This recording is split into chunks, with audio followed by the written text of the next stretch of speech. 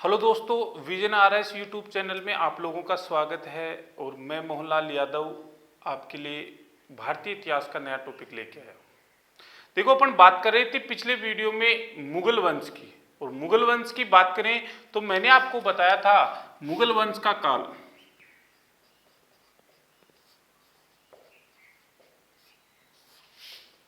1526 से लेकर 1707 ईस्वी तक। पिछले वीडियो में अपन ने अकबर तक बात कर ली थी। आज बात करते हैं अकबर का उत्तराधिकारी कौन था, जहांगीर। यदि जहांगीर की बात करें तो यह 1605 ईस्वी में यहां का शासक बना और 1627 ईस्वी तक रहा। प्रारंभिक जीवन की बात करें कि अकबर के बाद में जहांगीर किस प्रकार कैसे शासक बना, तो सबसे पहले अपन बात करेंगे जन्म 1569 ईस्वी में। कहां पर? फतेहपुर सीकरी में शेख सलीम चिश्ती की कुटिया में।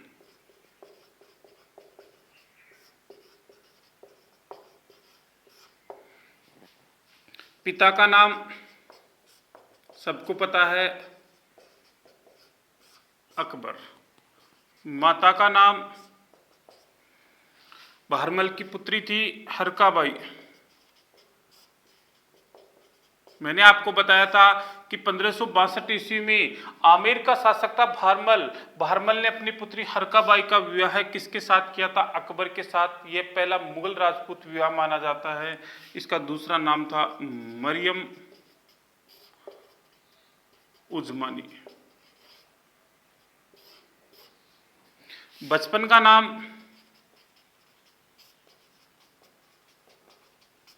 सलीम।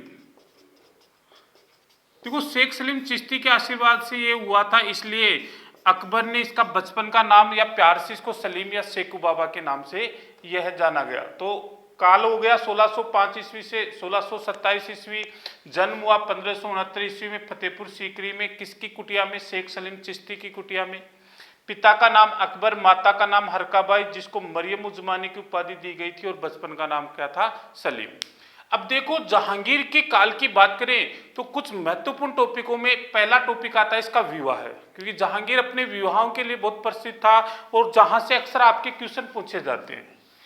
यदि अपन जहांगीर के विवाहों की बात करें तो यह 3 महत्वपूर्ण विवाहों का उल्लेख मिलता है। तो अपन जहांगीर के विवाह देखते हैं कि किसके साथ किया। जहांगीर का पहला विवाह हुआ था आमेर, और आमेर का शासक कौन था? भगवंत दास।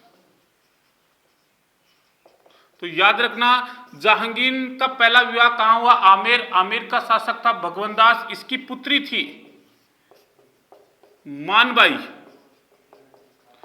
और मानबाई के साथ इसका विवाह हुआ। जहांगीर ने क्या किया? मानबाई को एक उपाधि दी, शाह बेगम। तो याद रखना, शाह बेगम की इसको उपाधि दी गई। कालांतर में इसके पुत्र हुआ, और पुत्र का नाम था खुसरो।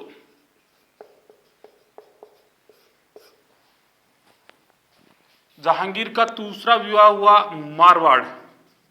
मारवाड़ का राजा था मोटा राजा उदय सिंह।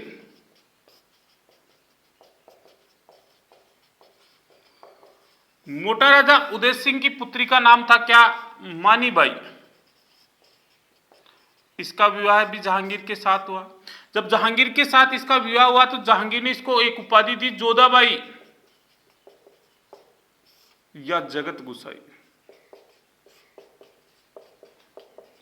तो मानीबाई को जोधाबाई या जगत गुसाई की उपाधि दी गई। मानीबाई के गर्भ से जो पुत्र हुआ उसका नाम था खुर्रम। अब तीसरा विवाह की बात करें, जिसको आप कह सकते हो मेहरुनिसा।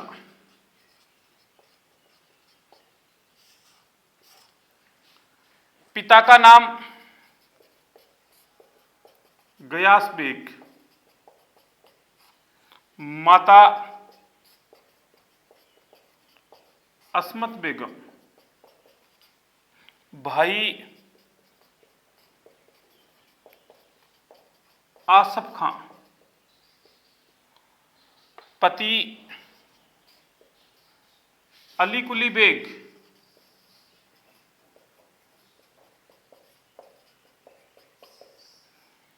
पुत्री लाडली बेगम। ये अपना एक चार्ट हुआ जहांगीर के विवाह से संबंधित। दोबारा समझना, मैं आपको दोबारा समझाता हूं। जहांगीर ने पहला विवाह किया आमेर के शासक भगवंदास। भगवंदास की पुत्री कौन थी? मानबाई। मानबाई को उपाधि दी साहेब बेगम की। इसके गर्भ से किसका जन्म हुआ था? खुसरो का जन्म हुआ था। खुसरो से संबंधित क्वेश्चन आता है। 1606 ईस्वी में खुसरो ने क्या किया था? सिखों के 5वें गुरु थे अर्जुन देव।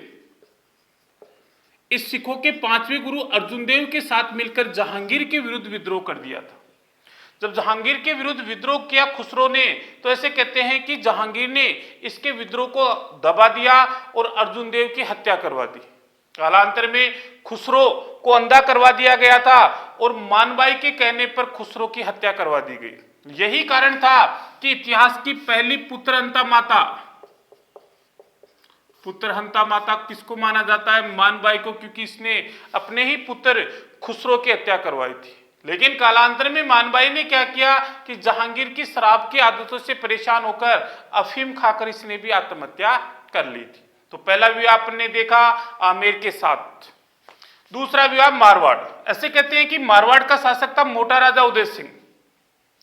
मोटा राजा उदय सिंह की पुत्री का नाम था मानीबाई, जिसका विवाह जहांगीर के साथ हुआ। जहांगीर ने इसको उपाधि दी जोधाबाई या जगत गोसाई की।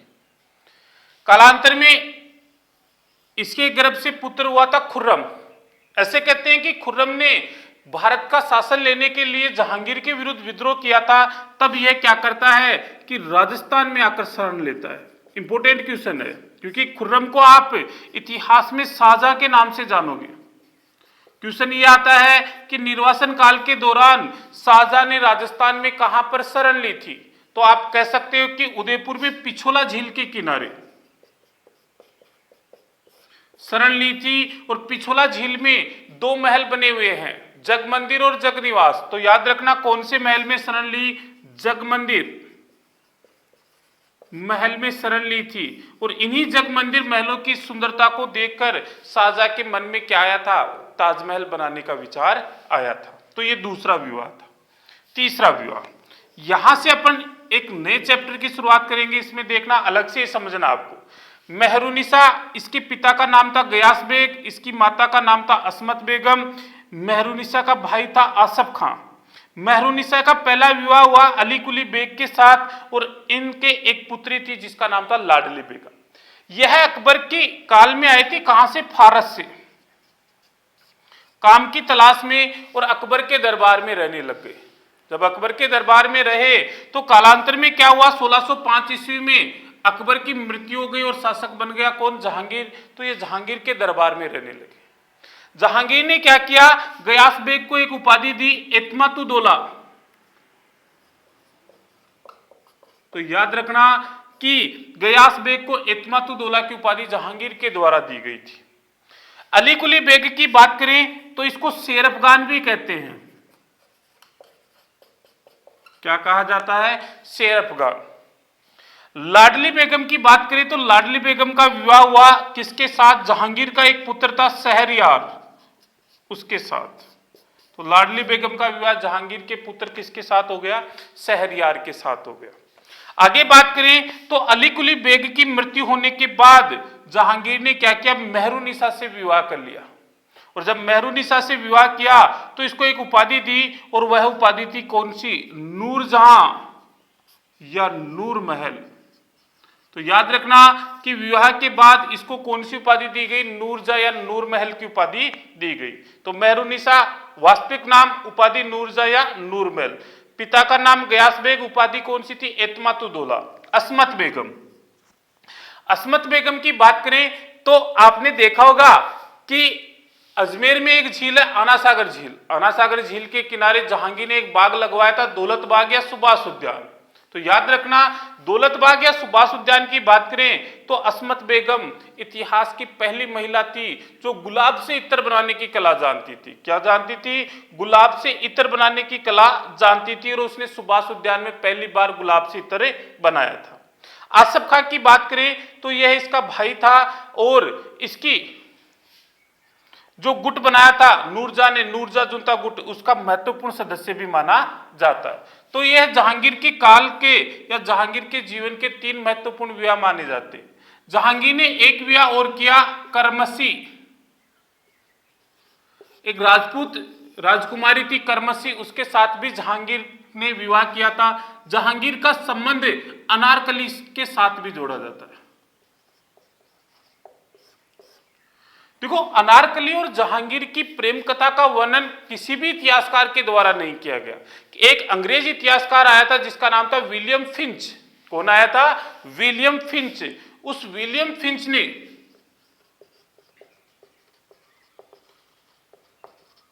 अपने वर्णन में जहांगीर और अनारकली की प्रेम कथा का वर्णन किया। अनारकली वही थी, छोड़ छाड़ के सलीम की गली, अनारकली डिस्को चली। तो याद रखना कि इन दोनों के मध्य प्रेम प्रसंग था, और इसका वर्णन किसने किया था? अंग्रेज इतिहासकार विलियम फिंच के द्वारा किया गया था। ये तो अपन ने बात की जहांगीर के विवाह की। आगे बात करेंगे अपन कि जहांगीर के काल में कौन कौन से अंग्रेज अधिकारी आए।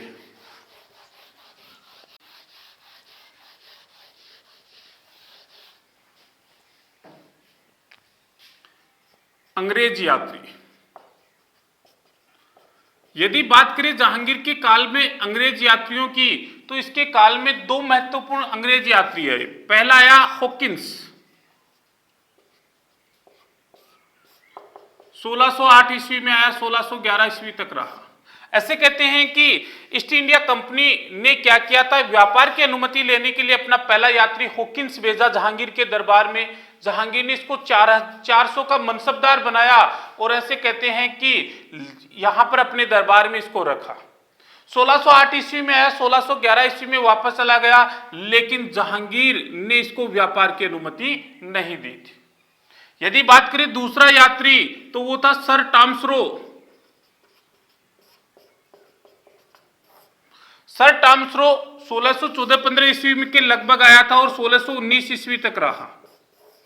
ऐसे कहते हैं कि यह भी व्यापार की अनुमति लेने के लिए जहांगीर के दरबार में आया था, और यही कारण था कि 1616 ईस्वी में जहांगीर की मुलाकात किसके साथ हुई? सर टॉम्सरो के साथ हुई। कहाँ? अजमेर में, मैगजीन के किले में, और जहां पर जहांगीर ने पहली बार सर टॉम्सरो को व्यापार करने की अनुमति दी थी। तो ये 2 अंग्रेज यात्री किसके काल में आए थे? जहांगीर के काल में आए थे, इसको भी याद रखना। अब जहांगीर से संबंधित 2 चीज और है, तुजुके जहांगीरी और आईने जहांगीरी।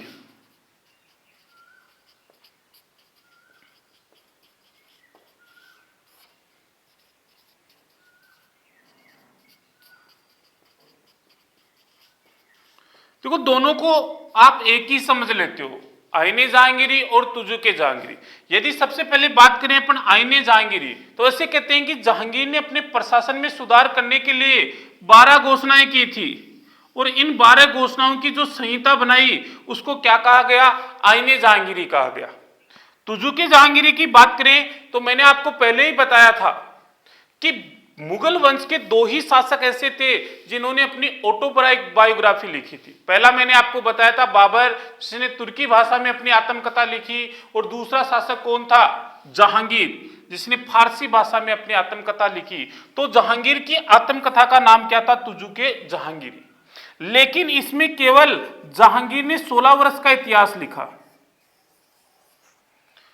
तो 16 वर्ष के इतिहास से आगे 3 वर्ष का इतिहास मोतमिद खां ने लिखा। तो याद रखना, 16 वर्ष का इतिहास किसने लिखा? स्वयं जहांगीर ने। लेकिन 3 वर्ष का इतिहास किसने लिखा? मोतमिद खां ने। और यदि क्वेश्चन पूछ लिया जाए कि तुजुके जहांगीरी का अंतिम संकलन किसने किया, तो मोहम्मद हादी के द्वारा इसका अंतिम संकलन किया गया था। तो याद रखना, तुजुके जहांगीरी जहांगीर की क्या मानी जाती है? आत्मकथा मानी जाती है। ये दूसरी चीज आपने देखी। आगे बात करते हैं स्थापत्य कला। कि जहांगीर के काल में कौन कौन सी इमारतों का निर्माण करवाया गया। यदि इमारतों की बात करें तो पहला कार्य करवाया था नूरजहां के द्वारा। नूरजहां ने क्या किया, आगरा में अपने पिता गयास बेग, जिसको आप कह सकते एतमातुद्दौला का मकबरा कहां बनाया, आगरा में। ऐसे कहते हैं कि नूरजहां ने अपने पिता एतमातुद्दौला का मकबरा कहां पे बनवाया, आगरा में बनाया, जो सफेद संगमरमर से बना हुआ था।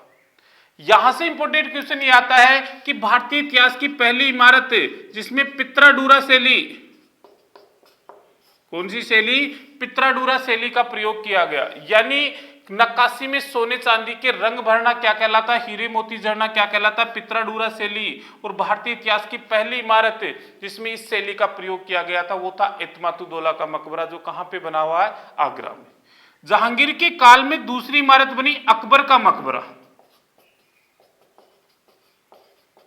मैंने आपको बताया था कि 1605 ईस्वी में अकबर की मृत्यु हो गई और अकबर का मकबरा बाद में जहांगीर ने कहां बनाया, सिकंदरा में बनाया। अकबर के मकबरे से संबंधित बात देखें तो यह 5 मंजिला इमारत है जिसमें गुंबद का प्रयोग नहीं किया गया। गुंबद का मतलब ऊपर से ये खुला ही छोड़ दिया गया है, किसी भी प्रकार का ये गुंबद नहीं बनाया गया, ये केवल खुला है, तो इसके मकबरे में गुंबद का प्रयोग नहीं किया गया। ये इसके काल में 2 ही महत्वपूर्ण इमारत बनी, एक तो एतमातुद्दौला का मकबरा और एक बन गया अकबर का मकबरा। जहांगीर के काल में नूरजहां जुंता गुट का अधिक प्रभाव रहा। तो अपन बात करते हैं कि नूरजहां जुंता गुट,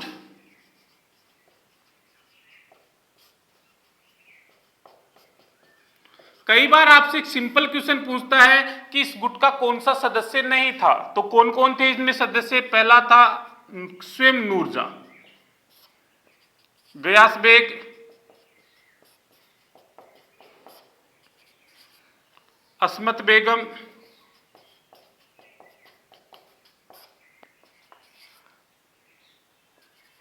आसफ खां, और 5 नंबर का सदस्य था खुर्रम।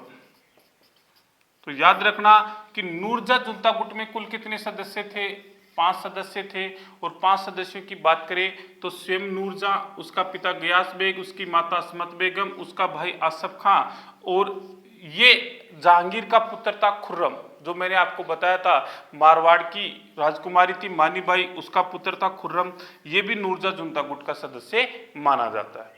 यदि जहांगीर के जीवन की बात करें तो ऐसे कहते हैं कि जहांगीर अपनी न्यायप्रियता के लिए प्रसिद्ध माना जाता है। किसके लिए प्रसिद्ध था, न्यायप्रियता के लिए। और यही कारण था कि इसने अपने महल के बाहर सोने की जंजीर लगा रखी थी, जिसको भी न्याय चाहिए वो आकर जंजीर हिलाता, जिससे घंटी बजती और जहांगीर उसको न्याय देता। लेकिन उसके जीवन का सबसे बड़ा अभिशाप माना जाता शराब,